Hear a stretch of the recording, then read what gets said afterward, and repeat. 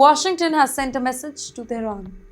Not a diplomatic whisper, but a public warning once again.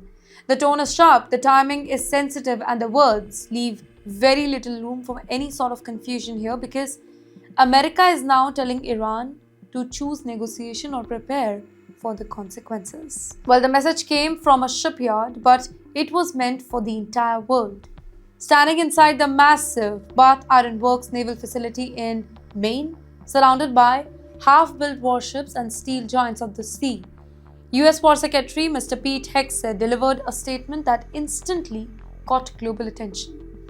Though he did not speak softly, he did not use any diplomatic cushioning.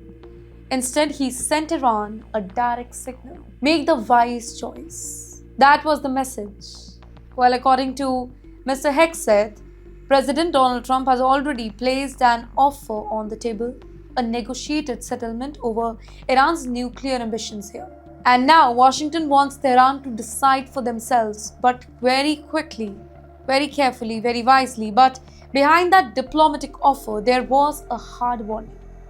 Hegseth made it absolutely clear that if talks fail, if Iran refuses to slow down or limit its nuclear program, the US is ready to respond. Not symbolically, not politically, militarily. And he stressed that American armed forces are prepared to act with what he called overwhelming strength. This is part of a bigger strategy, a strategy built on one word. And that word, ladies and gentlemen, is deterrence. The idea is simple. Show so much military power that your opponent thinks twice before crossing the red line. And Hegseth says that this is exactly what America is rebuilding right now. But his speech was not just about Iran, it was about the soul of the US military itself.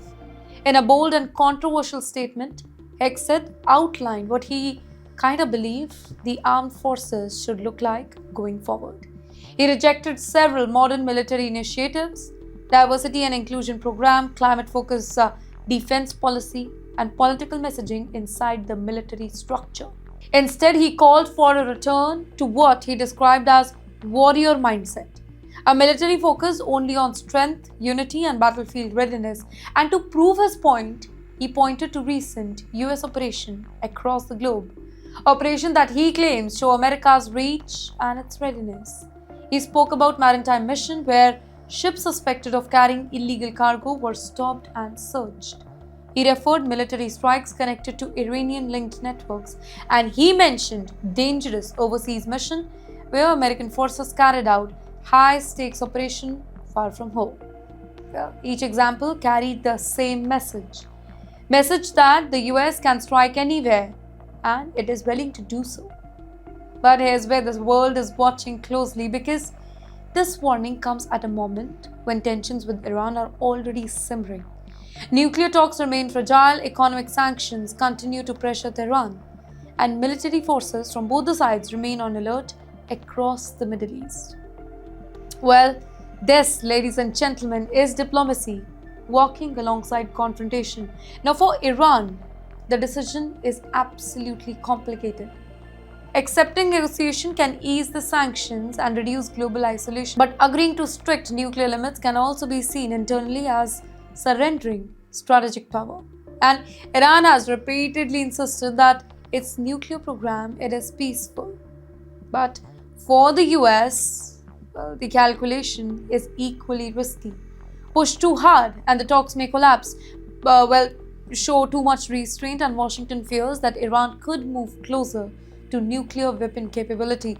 This, ladies and gentlemen, is a geopolitical chess match where every move carries global consequences. And this is why Hegseth's message, it matters, because it signals a shift in tone.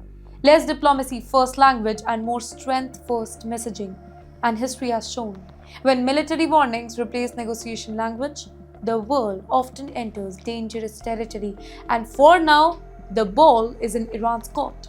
Washington says negotiations are still possible, the door is still open, but standing behind that open door is the full weight of American military power, waiting, watching, and ready.